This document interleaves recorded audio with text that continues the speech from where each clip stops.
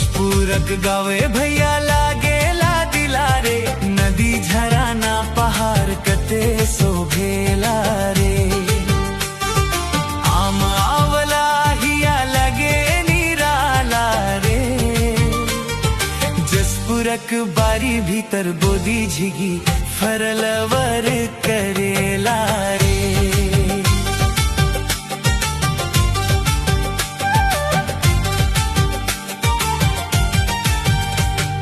हरियर हरियर खेत वाहवा संग डोले रे, कोयलिया डारी बैठे मीठा गीत बोले रे।